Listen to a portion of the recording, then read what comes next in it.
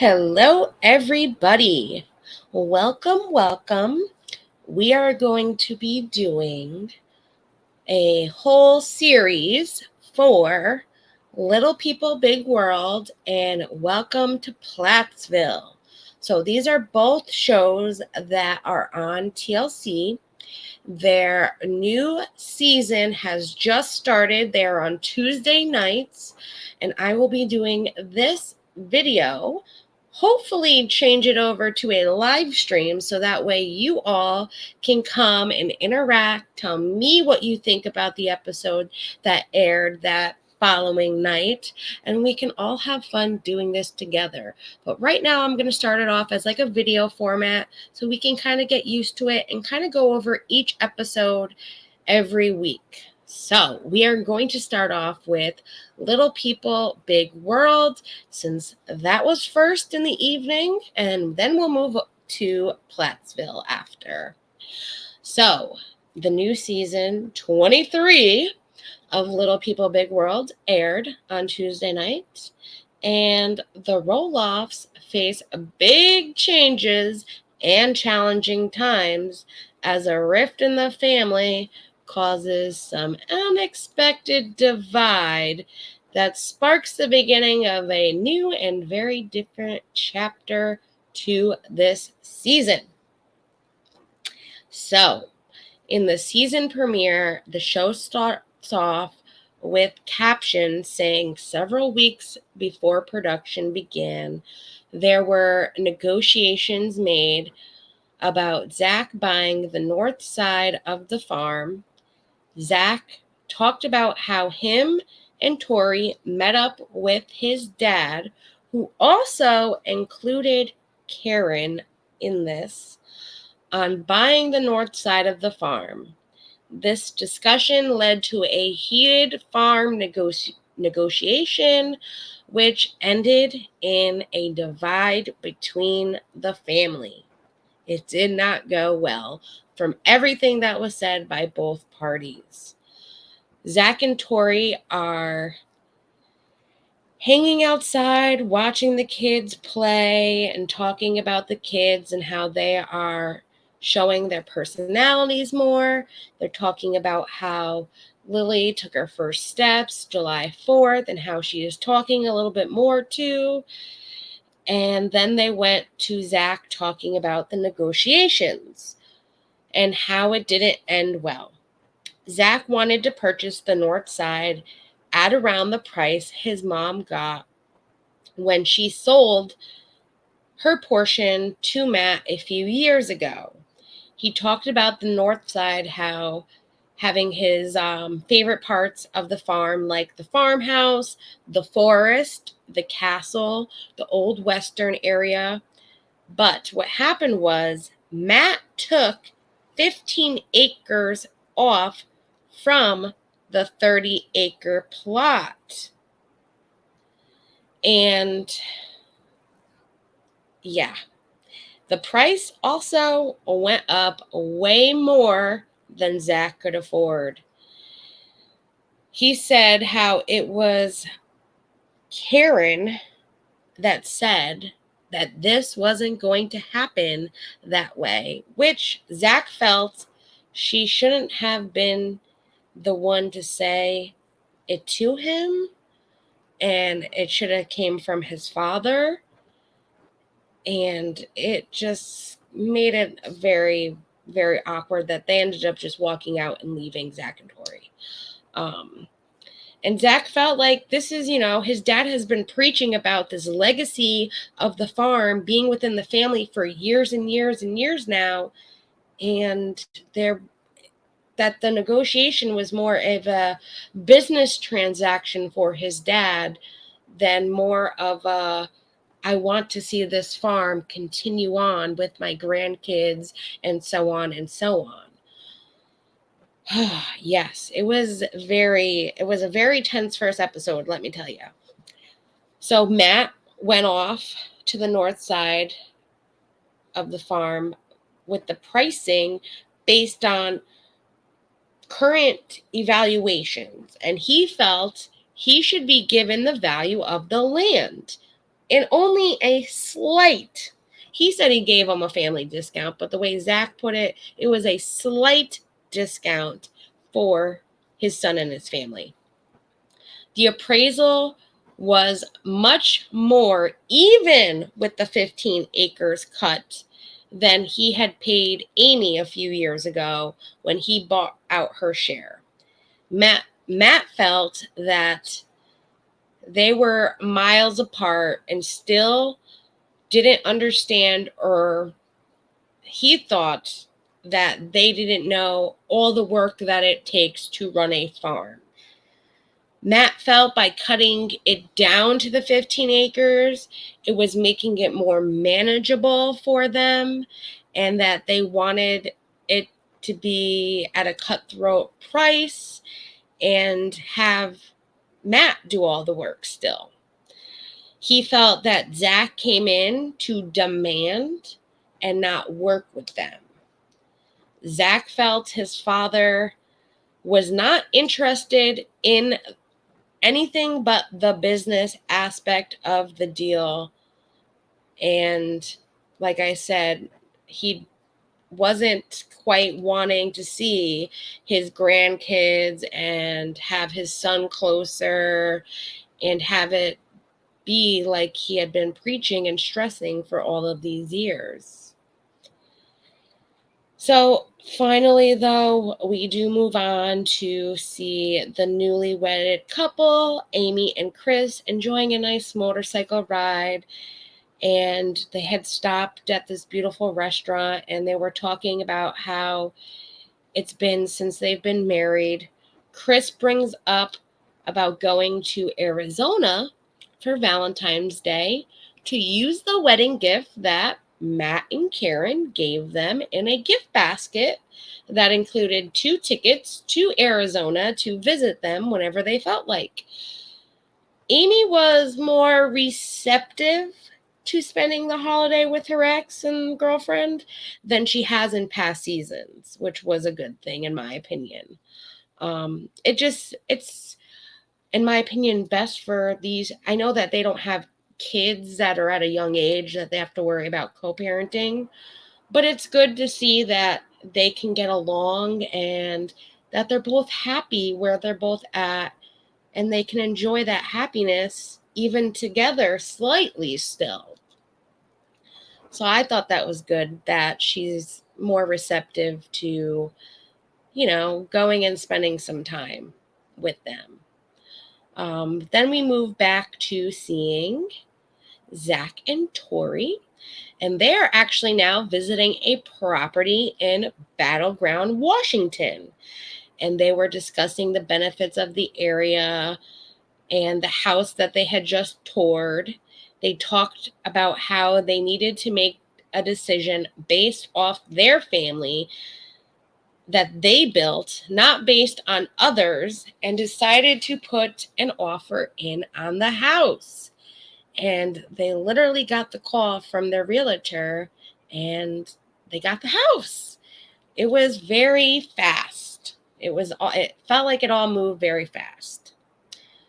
We see Chris and Amy go visit Zack and Tori, where Zack discussed about the whole meeting about buying the north side and how it didn't go well and how it's caused a divide now with Zack and his dad. Tori and Zack also let them know that they went and looked at this house and they bought it. And we will be moving to Battleground. Amy was a bit she was a bit shocked and surprised and also sad that they will be further away from them. It's now, I believe they said it was about a 40 to an hour drive from where they are now. And Amy felt that the decision happened very quick. They discussed if they knew anything about the schools in Battleground, and Tori and Zack mentioned how they actually went to tour a school that Jackson will be going to, which is 5 minutes from them, and that Jackson already said, "Hey, when will I be getting to go to this new school?" it was pretty cute. Chris also did mention how he's never had kids of his own and that he had hoped that they could at least keep this seeing them and being included in things more, even though that they will be now further away from them, that he was just getting used to, being able to be a part of Amy's kids' lives and having that sense of a family that he never really had previous. It was definitely sad. I felt sad for Amy because I do know she did move closer with Chris to be closer to Zack and Tori, and now it's like, yeah, we're moving and we're gonna be like 45 minutes away from you.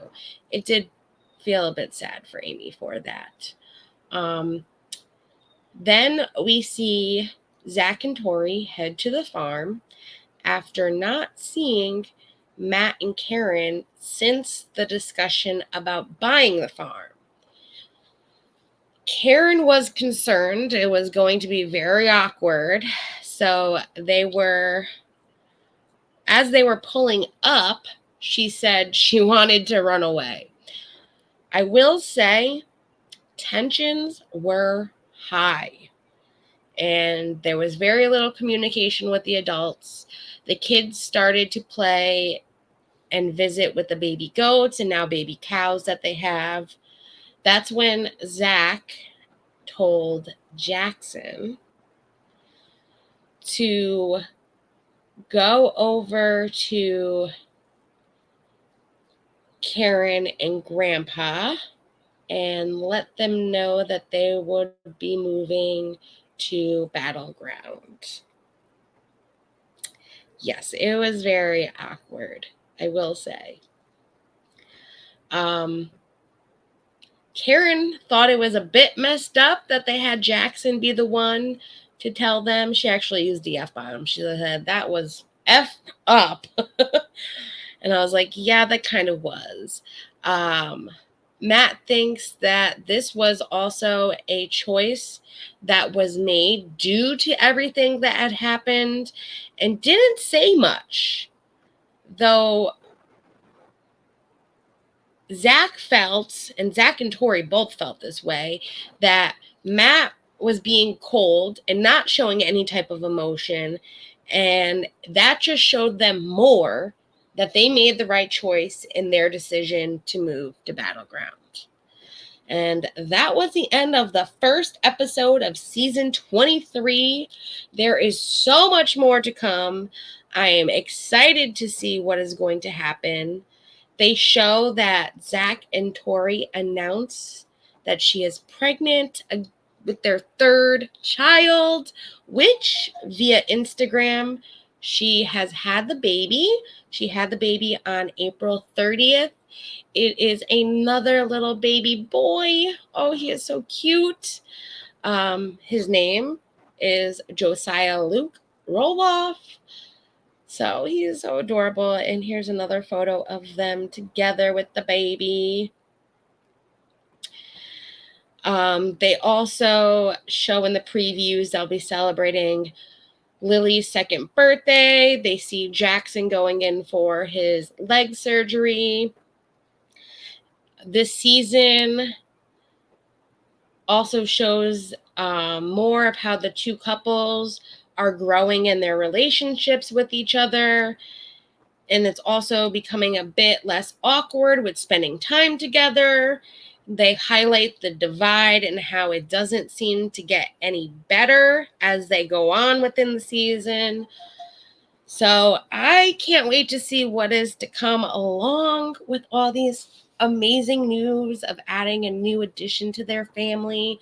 I also do know via Instagram that Matt posted this, which says, well, the cat's out of the bag.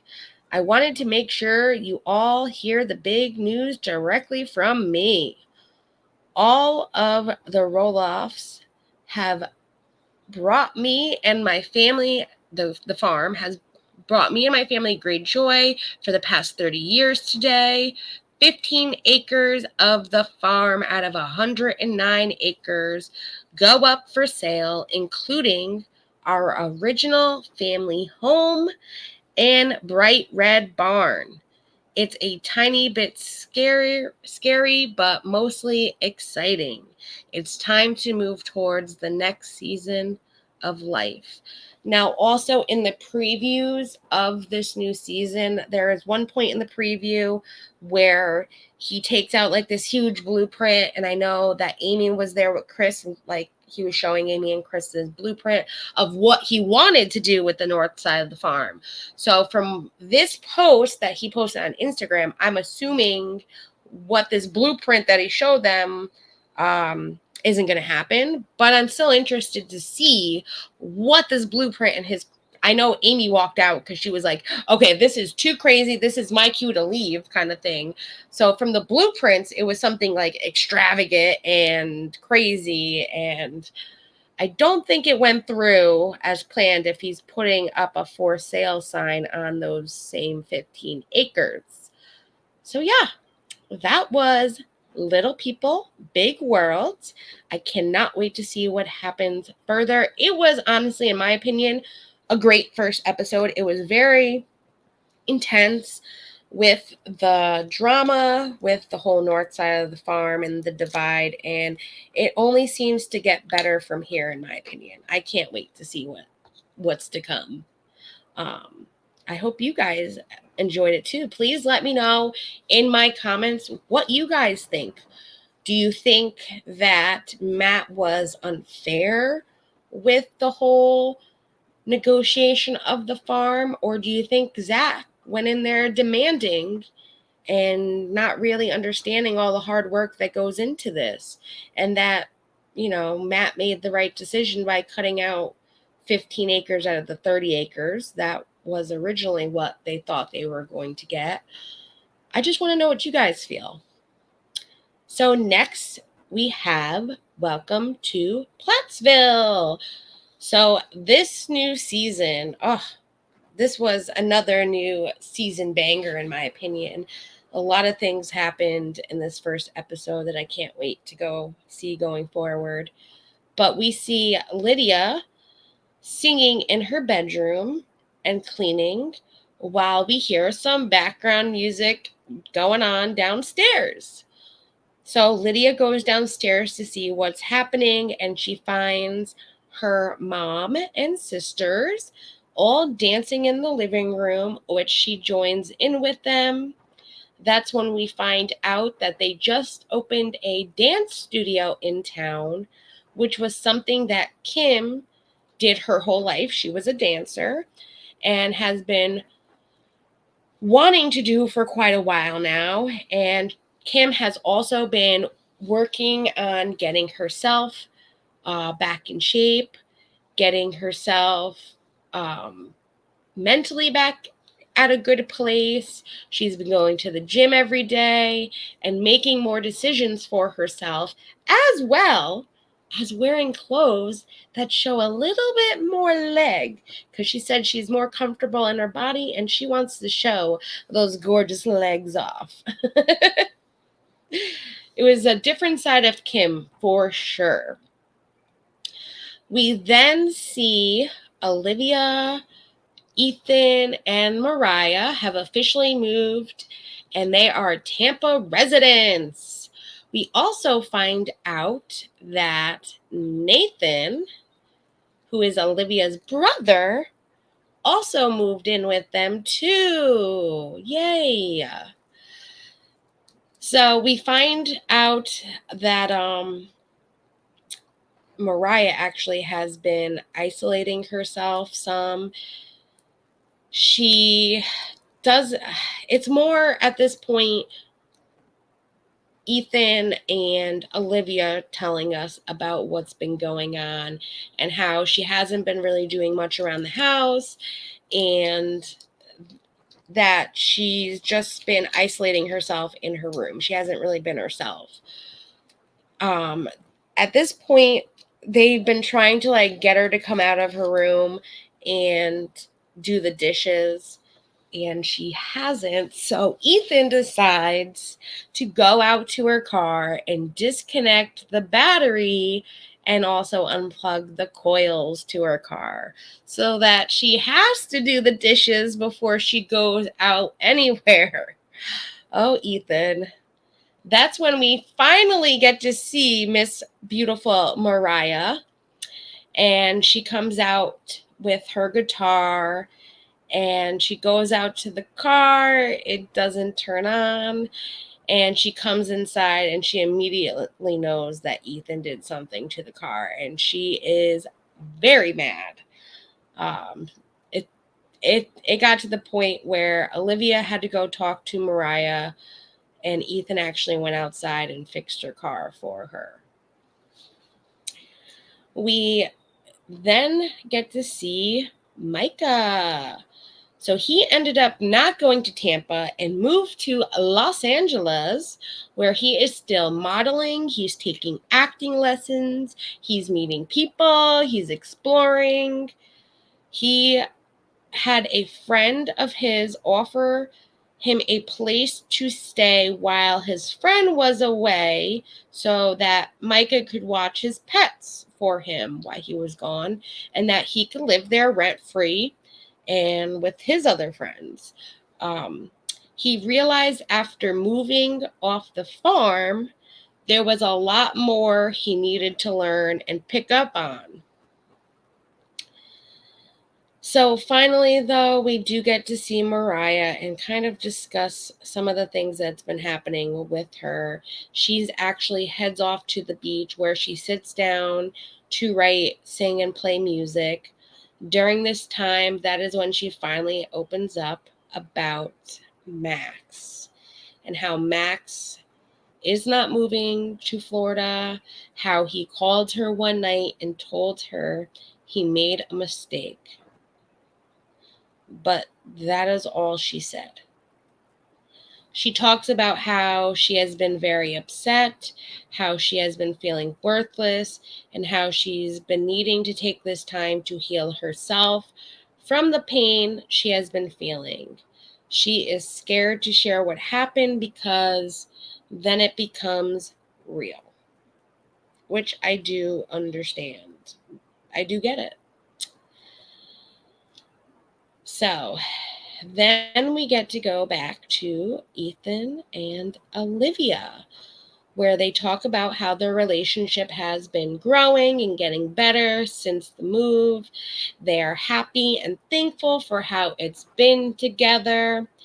They still have a lot of work to do, but they have been doing a lot better than they have been from the last year. Now, it's finally Thanksgiving Day, and we find out that this is the first Thanksgiving for Moriah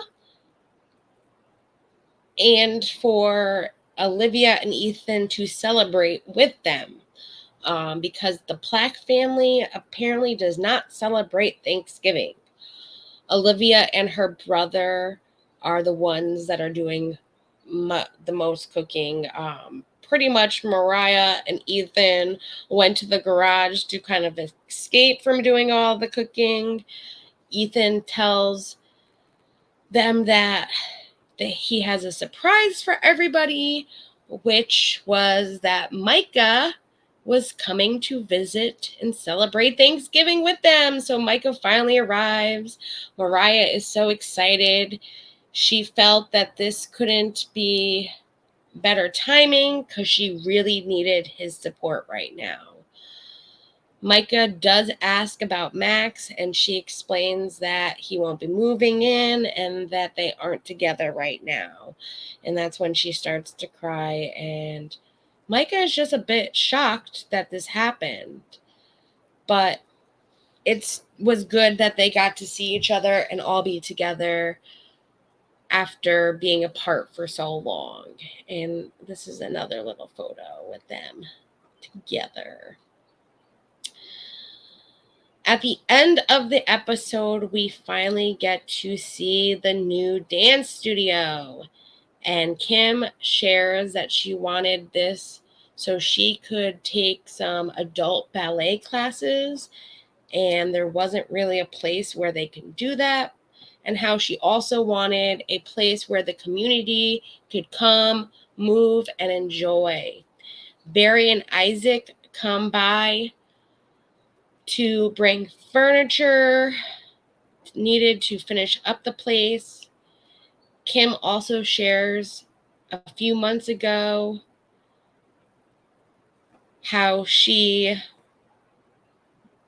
told Barry how much that this meant to her, and that she's been doing this whole mom life, that she can finally have the time that she's needed to focus on herself. Barry feels like there's something going on with their relationship, and that he knows it's not good, but he doesn't fully understand. Kim tells us she is rethinking everything, and she has been journaling lately.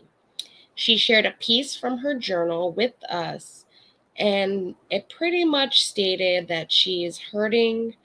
Her heart aches for something more, some more passion in her life, something different.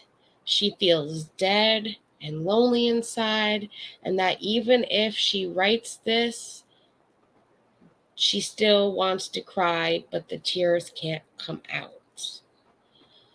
She said that she needs to make some changes, but she's not sure what they are, and she doesn't know if she wants to share the time with Barry anymore. And that was pretty much the end of this episode. So this season has a lot more to come. We see the men go to a strip club as well as the women go to a strip club. We see Moriah and Micah go visit the family, and while they're there, Micah actually goes to talk to Max, and we see what happens there. And actually Max does start crying while he's there. So I think we'll actually find out some more details to what happened, since Moriah's not really giving much details. We see that Kim and Barry seem to both be suffering right now. And from the previews, it looks like they might not want to be together. We also see that Ethan and Barry finally meet up after 2 years to talk. And that is very big news, and something that they haven't done. And I believe from the previews, it looks like they kind of reconcile. So there's a lot happening there. I can't wait to see what is to come. But I hope that you guys are enjoying both of these new seasons. I want to know what you feel about Plathville's season premiere, what you feel about the whole Kim and Barry situation, how you feel about Moriah and Max breaking up. I know I'm devastated, and I'm still, in my mind, hoping that they get back together, because I felt like they were such a cute couple. And he gave her like a promise ring. I mean, it was a pinky promise ring, but it was a promise ring. And like they went from a promise ring to I'm not moving, and I made a mistake. So I can't wait to see what's to come. Let me know what you guys think in the comments below. Make sure to like and subscribe, because there will be more of these each week after the episodes are aired. I will be doing them the next day. It will be earlier than this video that is coming out. I got a little distracted tonight, so that's why this video is coming out so late. I do plan on putting them out Wednesday afternoon. I do hope to go live eventually. I'm thinking maybe around episode 4 or 5, we'll start doing these live, so that way we can all discuss together what you guys think. So let me know what time works best for you on a Wednesday below, if you love these two shows and you want to discuss them with me. I hope everyone, though, has a lovely evening and a lovely day tomorrow, and I will see you again soon. Have a wonderful night, everybody.